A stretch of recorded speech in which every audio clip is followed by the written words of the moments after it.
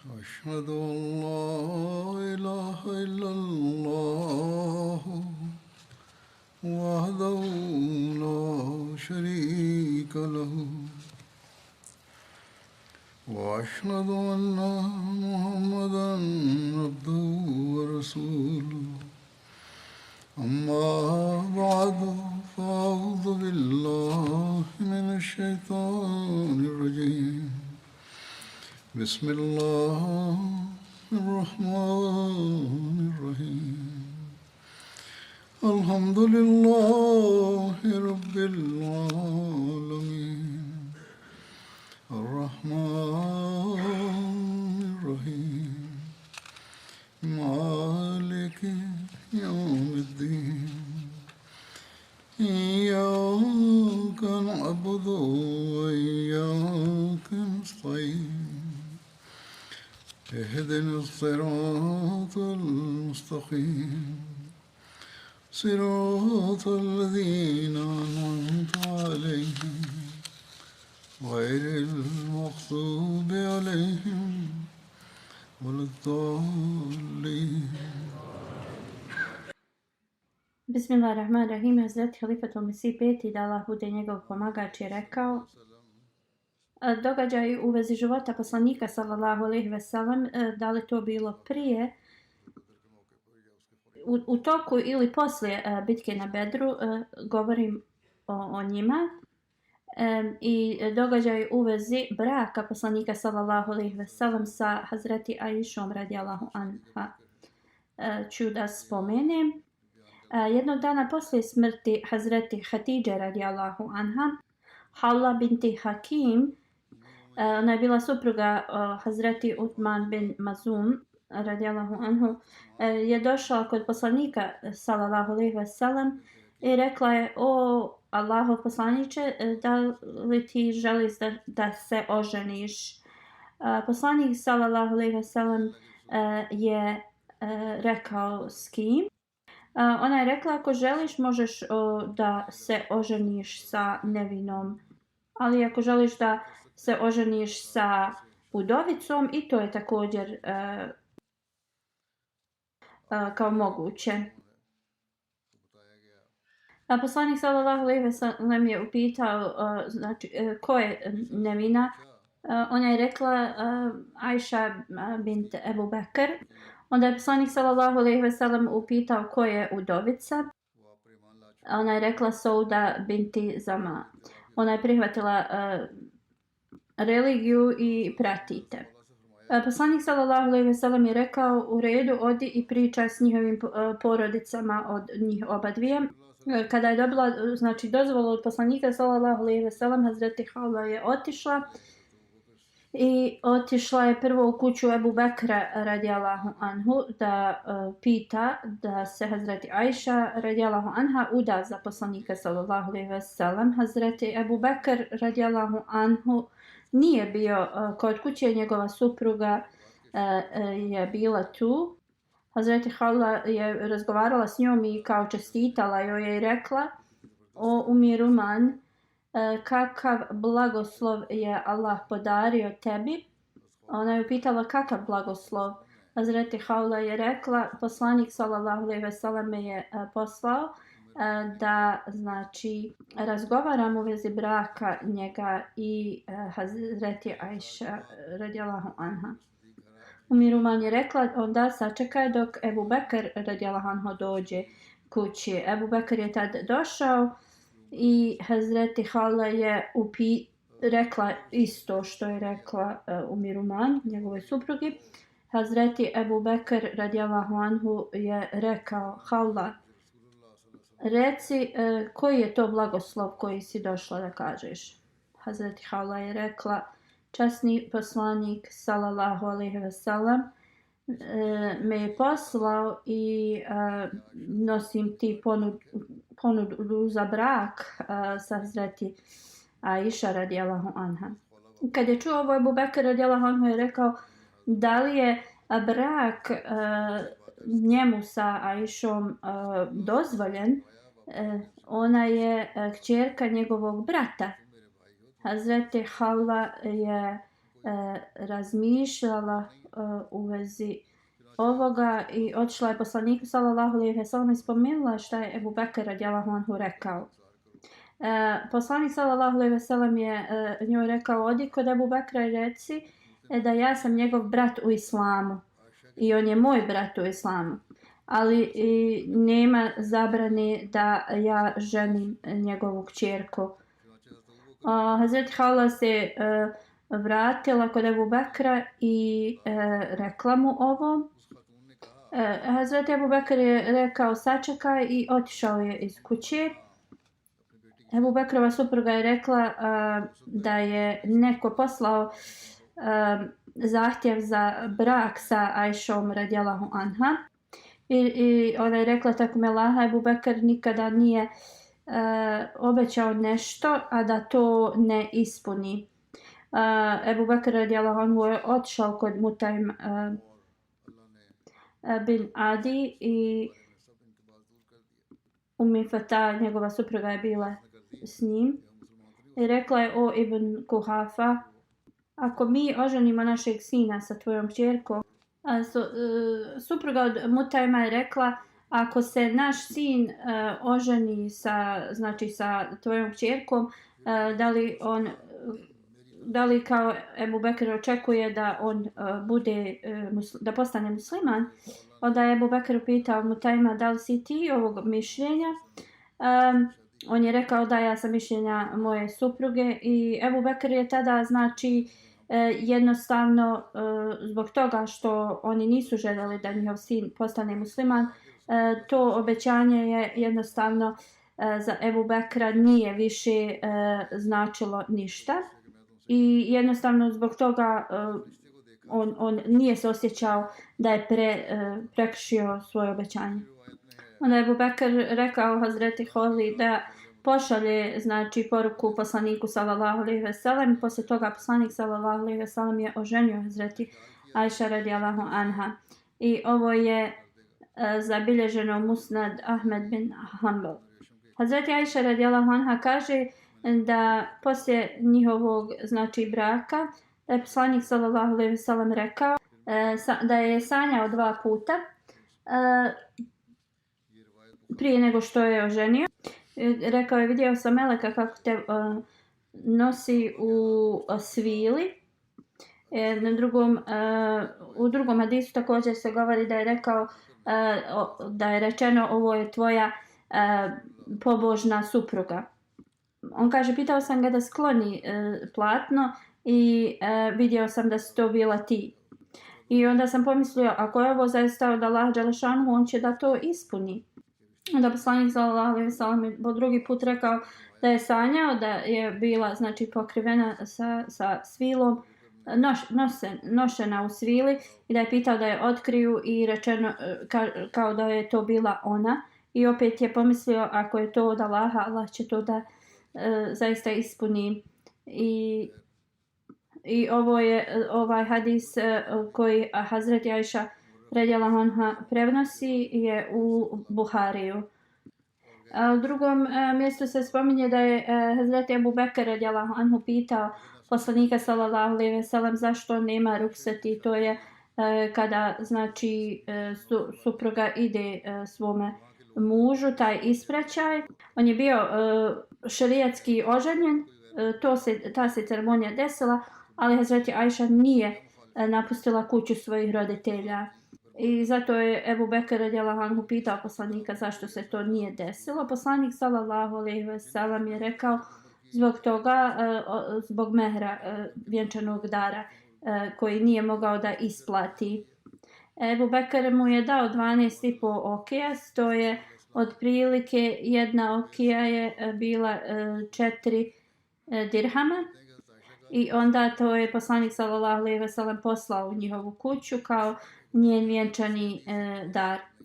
Historičari i neki kasni prenosioci hadisa se ne slažu u vezi njenih godina, koliko je ona imala godina kada se udala za poslanika sallallahu alejhi ve sellem, dok neki to iznose optužbe poslaniku, u vezi poslanika sallallahu alejhi ve sellem, u vezi toga. Ništa uopšte nije se desilo, nešto što je izvan, znači da ljudi dižu te optužbe.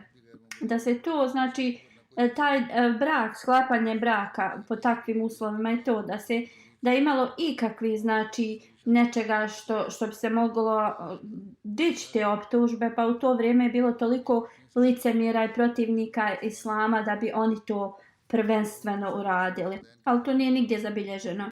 U vezi nekim detalja ili nekih knjiga u kojima je spomenuto da je njene kao godine bile dosta mlađe nego što jesu.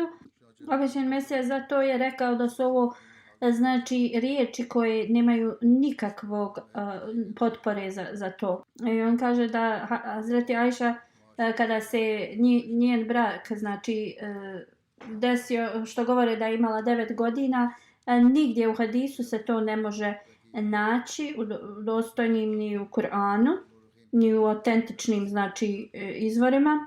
Zatim Mirza Bashir Ahmed je spomenuo u vezi ovoga u knjizi. Kaže, poslije smrti Hazreti Hatidže radijallahu anha, poslanik sallallahu alejhi ve sellem je, znači, sklopio brak sa Hazreti Aisha radijallahu anha u Ševalu 10. prije hidžre. Znači, tad Hazreti Aisha radijallahu anha je imala 7 godina. Također on objašnjava da je ona tad bila razvijena i da ta Hazreti Havla ne bi predložila taj brak. U svakom slučaju ona, znači, nije bila dovoljno odrasla da bi ona poslije, da bi odmah otišla da živi sa suprugom. I znači, iako se neka ceremonija, islamski sklapanje braka desilo, ona nije imala ruksati, to jeste to kada mlada ide i živi sa svojim mužem. Ona je, znači, nastavila da živi sa svojim roditeljima. Ali u drugoj hidžretskoj godini, znači poslije 5 godina, ona je tad, znači, bila potpuno odrasla i tada je Ebu Bekr radijallahu anhu otišao kod poslanika sallallahu alejhi ve sellem i pitao zašto njegova supruga, to jest Hazreti Aisha radijallahu anha, ne ide sad da živi u njegovoj kući. I onda poslanik sallallahu alejhi ve sellem je platio njen mehr, vjenčani dar, i u Ševalu, u drugoj hidžretskoj, znači Hazreti Aisha radijallahu anha je otišla iz kuće svojih roditelja i počela da živi u kući poslanika sallallahu alejhi ve sellem. Ovo je bilo prema istraživanju, znači Hazreti Mirza Bashir Ahmed, ali neki historičari prema istraživanju su rekli da je ona bila starija i od 12 godina. Zatim Mirza Ahmed piše u vezi kvaliteta Hazreti Aisha radijallahu anha. On kaže da je ona zaista bila mnogo inteligentna. Ona je, znači, pod poslanikovim sallallahu alejhi ve sellem uputama i to toliko naučila, i to je bio također jedan od razloga zašto je poslanik sallallahu alejhi ve sellem je oženio, da jednostavno od mladosti može da istrenira i da može dugo vremena da, znači, ostane u njegovom okružju, tako da ona može da ispunjava zaista te dužnosti koje poslanikove žene su, znači, ispunjavale.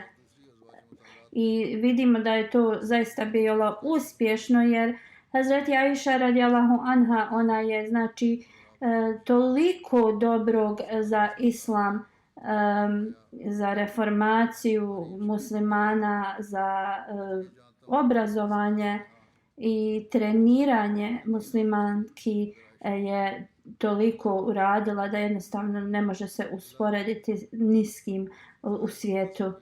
Jer znamo koliki je broj samo hadisa koje je ona prenijela. 2210 hadisa je ona znači prenijela.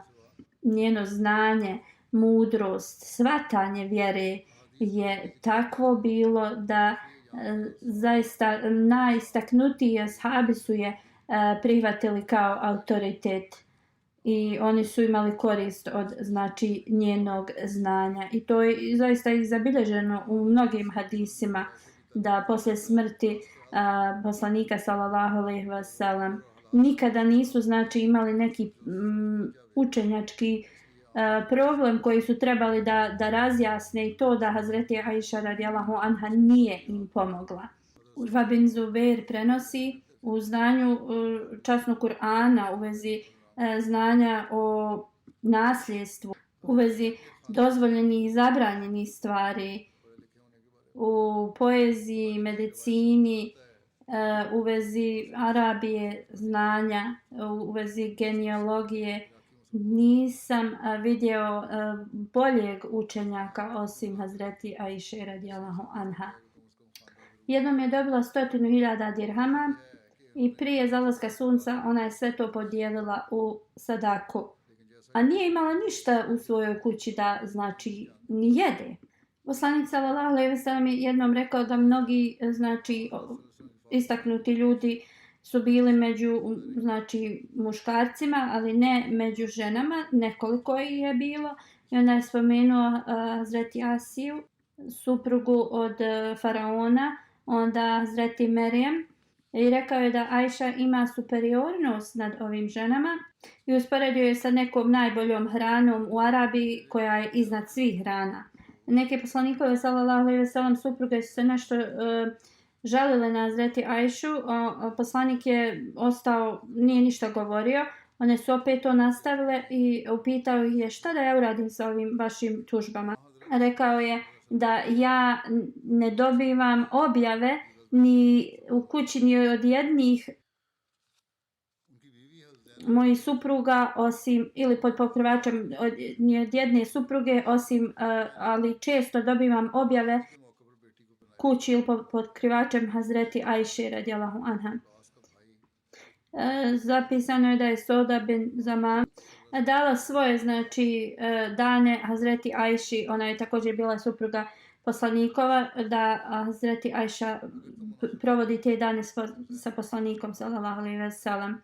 I na ovakav način Hazreti Ajša radijallahu anhu je dobila duplo vrijeme znači da provodi sa poslanikom sallallahu alejhi ve sellem. Poslanikovo znači najveći posao je bio da znači moralno trenira Hazreti Ajšu i tada je prihvatio znači ovu odluku Hazreti Sauda i Hazreti Ajša je znači na dane kada je trebao da bude sa njom boravio je kod Ajše radijallahu anha. Ali poslije ovoga on je nastavio da posjećuje Hazreti Saudu i brinuo se u vezi nje. Neki znači govore u vezi pismenosti Hazreti Ajše radijallahu anha i ona je zabilježena u hadisu da je ona imala kopiju časnog Kur'ana, znači pismenu, i da je iz toga diktirala u Iraku nekim i da tu dokazuje se da je znala da čita. Mnogi istoričari govore da ona nije znala kako da piše, ali izgleda da poslije njenog znači sklapanja braka ili prelaženja u poslanikovu kuću da je naučila kako da piše. Poslije smrti poslanika sallallahu alejhi ve sellem Hazreti Ajša živjela 48 godina i u 58. poslije hidžre je preminula u mjesecu Ramazanu i bila je otprilike 68 godina stara. A još jedan incident koji se desio u životu poslanika sallallahu alejhi ve sellem odmah poslije Bedra je bilo u vezi njegove kćerke Hazreti Zeynep. Ona je bila u Mekki i onda je se preselila u Medinu. Abul As bin Rabija je bio poslanikov zet, njen suprug, i on je bio zarobljenik muslimana u toku Bedra. Ona je poslala Hazreti Hatidži ogrlicu kao otkup za njenog supruga. I to je bio poklon Hazreti Hatidži njoj kada se ona znači udala. Kad je poslanik sallallahu alejhi ve sellem ugledao tu ogrlicu, bio je mnogo tužan i emocionalan. Rekao je ashabima, ako vi mislite da je to u redu, pustite njenog supruga i vratite joj tu ogrlicu. Ashabi su rekli da, zaista Allahov poslaniče sallallahu alejhi ve sellem. I tako je znači njen suprug bio oslobođen i dobila je znači ogrlicu njene majke nazad. Također poslanik sallallahu alejhi ve sellem je pustio Abul Asa, ali mu je rekao da pod uslovom da kad dođe u Meku on pusti Hazreti Zeynep da se preseli u Medinu. Ibn Isa kaže kada je Abul As došao u Meku, poslanik je poslao Zaid bin Haritha, on je bio Ansarija, da čeka u Batni Jeđeđu, to je bilo 8 milja od Mekke mjesto. I rekao je da čekaju Zeynep, kad ona dođe da je oni znači doprate u Medinu i nju dovedu je njemu. Oni su odmah znači krenuli. Ovo je znači se desilo otprilike mjesec dana poslije Bedra. Abul As kad je došao u Meku da rekao je Zeynep radijallahu anha da ide u Medinu. Ona kaže Hazreti Zeynep, ja sam se spremala da krenem.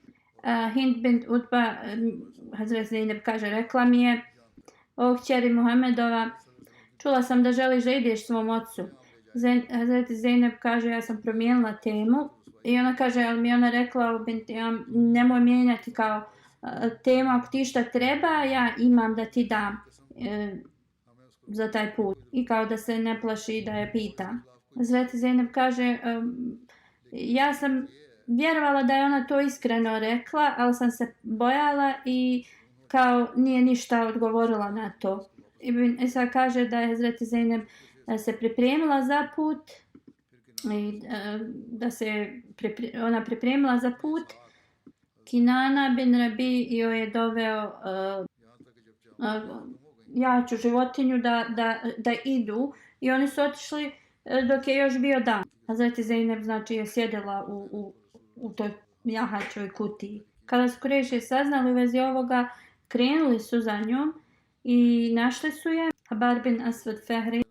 I on je bacio koplje, ona je tad bila trudna i pobacila je njen, znači djever, brat od njenog supruga koji je vodio, rekao ako iko priđe bliže da će ih on strijelama početi gađati. U jednom prenosi se da je Habar sa kopljem znači pogodio životinju i da je Zeynep pala na kamen, da je ona tad bila trudna i to je učinilo da ona pobaci. I kad su to vidjeli, znači oni su se vratili, Ebu Sufjan i druge vođe su došli i rekli su mladiću nemoj da ispaljivaš strijele dok ne budeš s nama razgovarao. I rekao mu Ebu Sufjan mu je rekao ti vodiš ovu ženu usred dana, dobro znaš koja je naša situacija i kao dijela Muhameda sallallahu alejhi ve sellem. Kad odvedeš Muhammedovu kćerku usred dana, ljudi će misliti da smo mi kao bili postiđeni i kao gube oni na svojoj časti i kao da njihova nemoć se pokazuje s tim. I rekao je, kunem se svojim životom, da mi ne želimo da je zaustavimo. I kao najbolje je da se vratiš kući, da je vratiš kući, kad se ovo malo situacija smiri, onda je u tajnosti odvedi njenom ocu.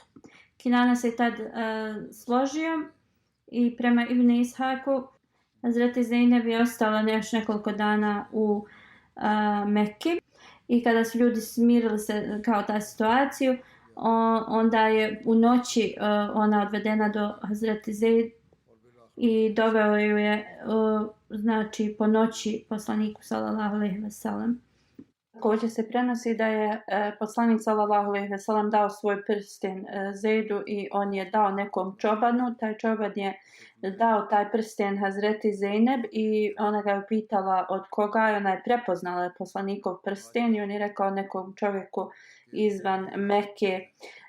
I ona je preko noći znači došla i onda je došla sa Hazreti Zejdom nazad u Medinu i kaže se da je poslanik sallallahu alejhi ve sellem rekao da od svih njegovih kćeri da se najviše zbog stepena njene patnje Hazreti Zeynep ima kao taj status. I poslije ovog napada ona se nikada nije oporavila i zbog toga znači je preminula. Ovo je sve što ću spomenuti za sad. Sada želim da vam uputim, znači usmjerim na molitve u vezi stanja u svijetu. U zadnjih nekoliko dana rat između Hamasa i Izraela znači se dešava. S oba dvije strane civili znači se ubijaju, žene, djeca, stari. I u ratu Islam zabranjuje da se ubijaju žene, djeca, starci i oni koji ne učestvuju u borbi. Poslanik sallallahu alejhi ve sellem nam je dao upute u vezi ovoga, vrlo oštre upute. Svijet govori i neki dokazi govore da je Hamas ovo započeo i da su oni znači krivi zato što su izraelske građane ubili, ali na isti način prije ovoga izraelska armija je ubila toliko nedužnih civila. Muslimani moraju da se ponašaju prema učenju Islama. Izrael je odgovoran za ono što je njihova armija uradila.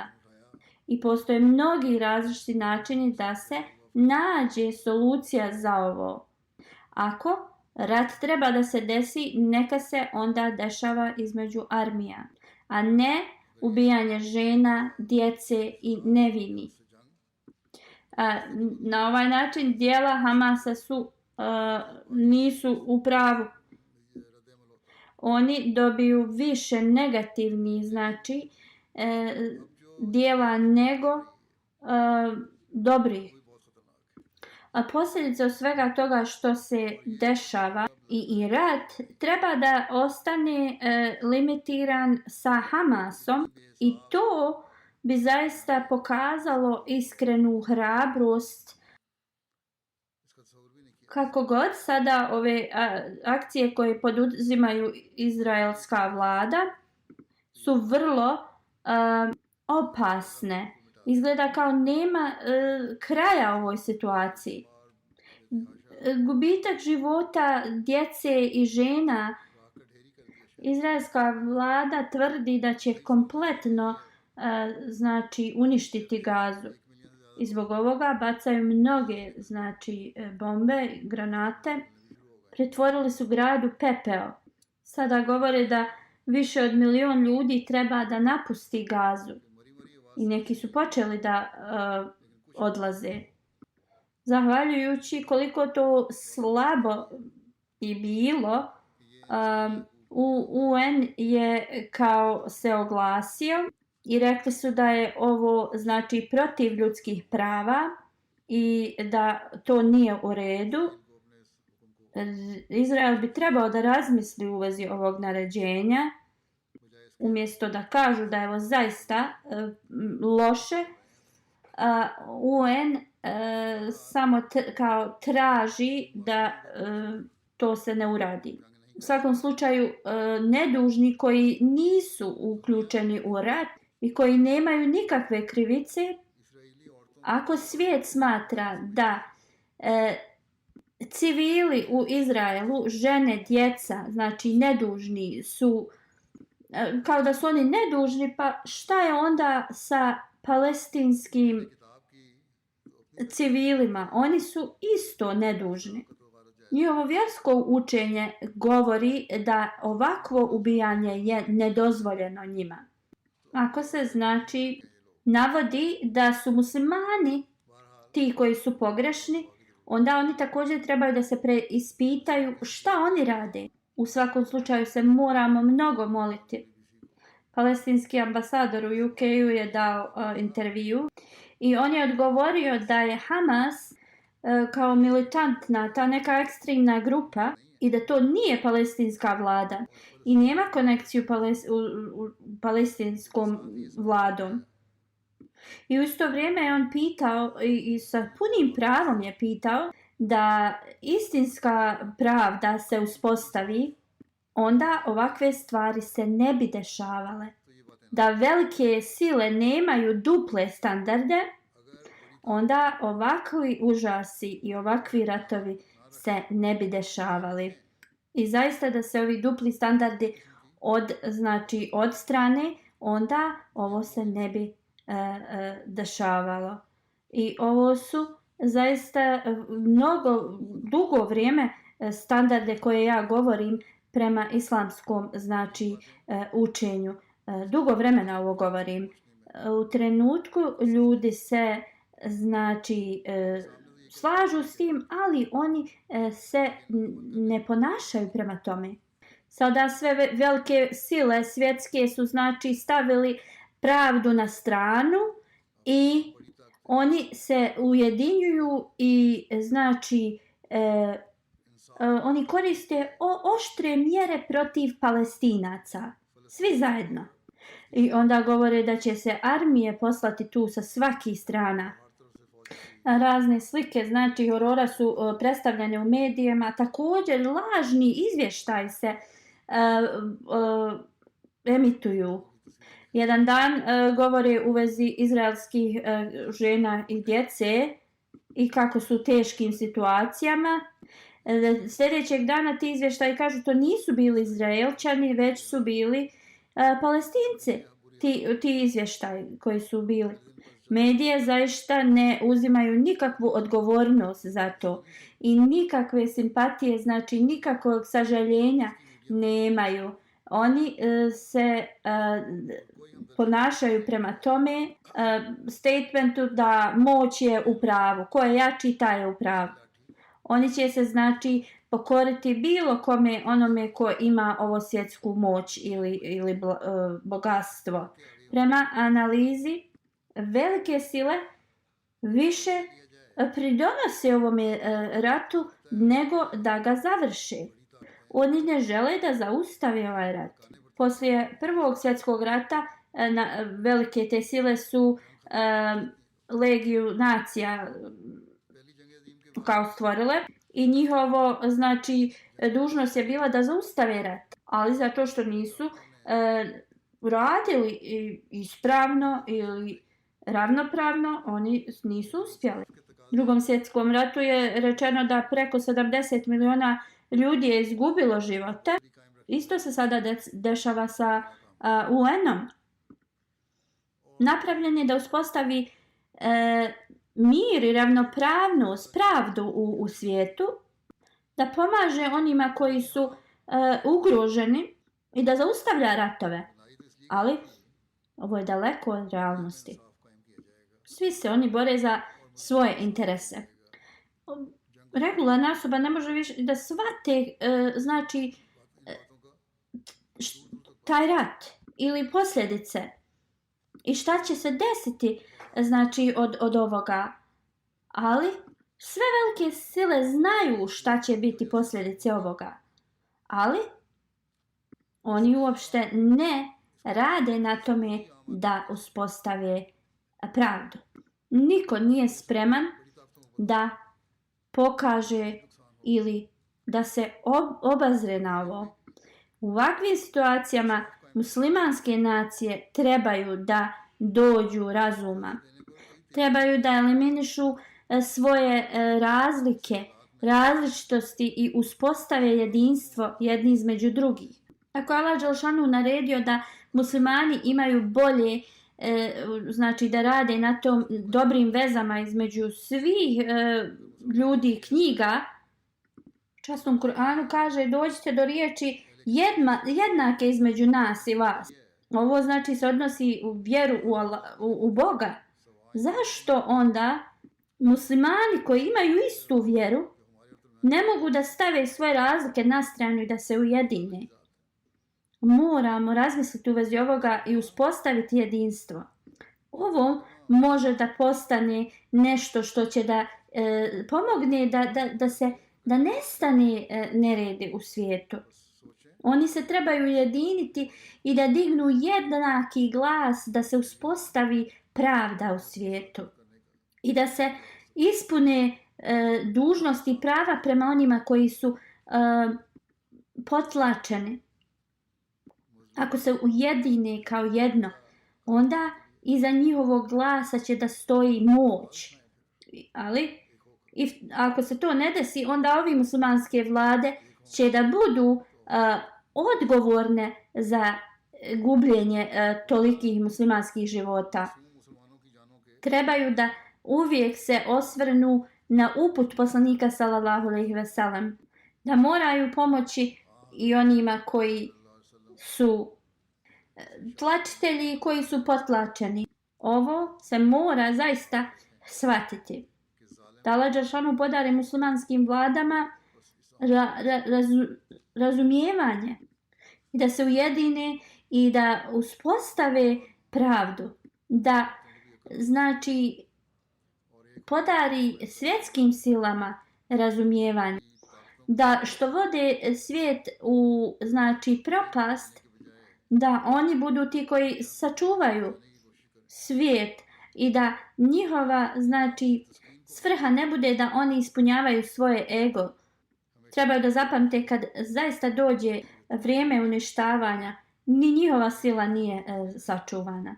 U svakom slučaju mi sve što imamo jeste naše oružje kroz molitve. I svaki Ahmedi to treba da koristi više nego ikad. Neke Ahmedi kuće su u Gazi uništene. Da je Allah dželešanu drži pod svojom zaštitom i sigurnosti. Da Allah dželešanu drži sve one koji su znači potlačeni, kojima se nepravda radi gdje god bili oni. Da Allah podari razumijevanje Hamasu, da oni ne postanu oni koji su znači odgovorni za što se dešava njihovom narodu. Niti da oni rade nepravdu protiv bilo koga. Ako zaista moraju se boriti, onda nek se bore prema naređenju Islama. Naša mržnja prema drugoj naciji ne treba da nas odvede da se ponašamo neispravno i nepravedno. Ovo je Allahovo naređenje, da Allah dželešanhu pomogne svjetske sile da uspostave znači pravdu na oba dvije strane i da uspostave mir. Ne da se okrenu prema jednoj strani, a drugu stranu zaborave i ne daju im prava njihova. Da nam Allah dželešanu podari da mi budemo svjedoci mira i sigurnosti u svijetu. Poslije džume klanjaću 2 dženaze. Jedna je ovdje prisutna. Halifa pita da li je dženaza prisutna tu. Bešir Ahmed Khan sahib, koji je živio blizu Fazl džamije, preminio je u 92. godini, nekoliko dana prije, inna lillahi wa inna ilaihi rađiun. Djed mu je bio Mir Ahmed sahib, a bio je zet od prijašnjeg emira Serhat regiona. Ova dvojica, njegov djed i punac su bili ashabi obećanog Mesija alejhi salam. Bio je redovan u svojim namazima, predan hilafetu, brinuo se za siromašne, bio je zaista iskrena osoba. Pod Nusret Džahan se znači dao je da svoj život u službu džemata i služio je u Gani neko vrijeme. Onda je u Pakistanu imao neku, također kad se vratio, klinike sa drugim Ahmedi doktorima. U vrijeme 4. halife Rahmola, on je, kada je halifa preselio se u Veliku Britaniju, on je pripremao prevode hudbi Ima je veliku ljubav prema Kur'anu i također je podučavao prijevod Kur'ana svojoj djeci. Dok je bio dječak, u vrijeme Muslima Auda radijallahu anhu boravio u Kadujanu dugo vremena. Zapamtio mnoge govore Muslima Auda radijallahu anhu. Također je dosta znao nazama obećanog Mesije i njegovih znači govora. Bio je Musi, za sebe ostavlja suprugu, sina i 6 kćeri. Njegov zet Muselna Madrubi kaže da je bio redovan u tahadžudu, iskrena osoba, bio je vrlo hrabar, ima veliku ljubav prema džematu i hilafetu. I kaže, naučio sam od njega lekciju ljubav prema hilafetu. Bio je vrlo predan, znači, propagiranju vjere. Salam Sab kaže, kad sam bio u Jordanu i Siriji, on bi me posjećivao. I vidio sam kako je brzo postajao prijatelj mojih komšija. Također je sa ljudima koji su radili za njega bio vrlo kao prijatan i govorio bi im o Ahmedijatu. Njegova supruga kaže, u toku halifetul Mesih III. Rahimullah, bilo mu je naređeno da ide u zapadnu Afriku. On se odmah počeo, znači, da se sprema na taj put. Ona kaže, ja sam bila iznenađena, naša kćerka imala 2 mjeseca tad. Kako se on kao brzo spremio. I on je rekao, ja ovo moram zato što je ovo naredba našeg imama. I ona kaže, sa naše 4 djece smo odmah otišli u Rabu. Vidjeli smo se sa halifetul Mesih III. On nam je dao upute i onda smo otišli u Benu. I ona kaže, ja sam tad tražila od posla dozvolu da putuje. Tada su bile, znači, neke restrikcije za doktore da mogu da putuju. Kaže, mi smo se molili. To je era kad je Buto bio na vlasti. I dobio je dozvolu i kaže, mi smo krenuli. Mnogo se je molio ako ne bi nekad mogao da ide da klanja u džematu, da mu Allah Đelešanuhu podari da može. I Allah Đelešanuhu bi mu, znači, otklonio te poteškoće i išao bi opet da klanja u džematu. Njegova supruga kaže, kad nam je Allah Đelešanuhu podario da kupimo auto, on bi uvijek svoje, znači, prijatelje vozio u svom autu u džamiju. I vozio bi ih kući iz džamije. Bio je vrlo sretan da to on može. Kada smo dobili kuću blizu Fazl džamije, bio je toliko sretan da može da klanja 5 dnevnih namaza u džamiji. I znači, svaku priliku bi, znači, pokušao da iskoristi da služi vjeru. Uvijek je plaćao svoju čendu i propagirao vjeru, da Allah Đelešanu mu, znači, oprosti i podari milosti, da njegova djeca, znači, rade dobra djela. Vasima Begum Sahiba, druga džanaza u odsustvu. Dr. Šefik Sekil Sahib je njen suprug. U Multan regionu njen suprug je bio prijašnji emir. Preminulo je u 89. godini. Inna lillahi wa inna ilaihi rađiun. Ona je bila Musija i iza sebe ostavila supruga i 3 sina. Njen suprug piše, Hazreti Šejh Muštaq Ahmed Sahibi je njen djed. I on je bio ashab obećanog Mesija alejhi salama. Ona je bila kćerka Šejh Bešir Ahmed Sahib iz Lahora. Ona je bila potpuno predata hilafetu i uvijek je ostala lojalna.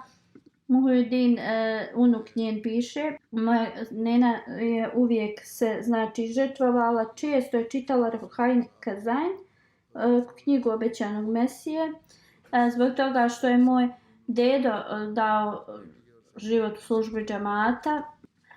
Pitao sam je da li si i ti dala kao život u službi džematu. Ona je rekla da su halife rekle da supruge onih koji su dali život u službi džemata su također i one kao njihov je život u službi džemata. Aisha, njena snaha, kaže, bila je vrlo prijatna i svi su je voljeli. U zakletvi ležnje žene obećavaju da će da žrtvuju svoje vrijeme, svoje, znači, bogatstvo, svoju djecu za vjeru.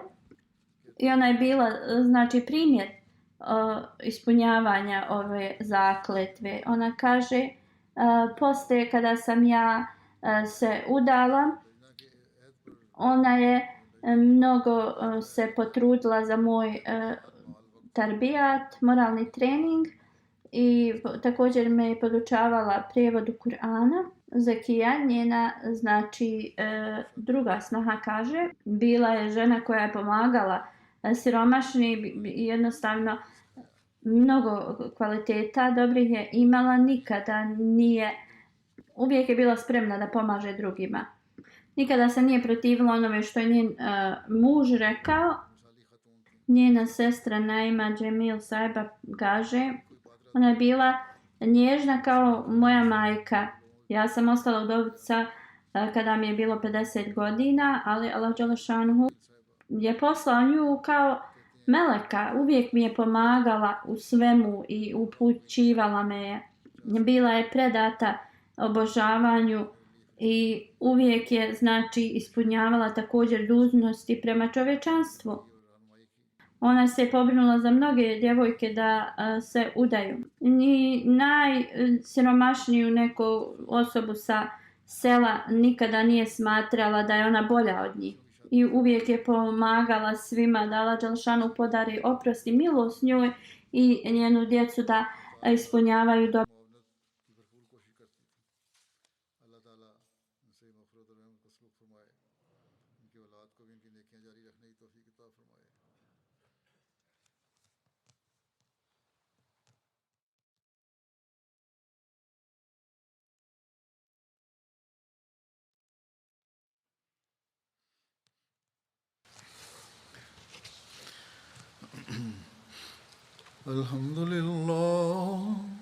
الحمد لله نحمده ونستعينه ونستغفره ونؤمن به ونتوكل عليه ونعوذ بالله من شرور أنفسنا ومن سيئات أعمالنا من يهده الله فلا مضل له ومن يضلل فلا هادي له ونشهد أن لا إله إلا الله ونشهد أن محمدا عبده ورسوله عباد الله رحمكم الله إن الله يأمر بالعدل والإحسان وإيتاء ذي القربى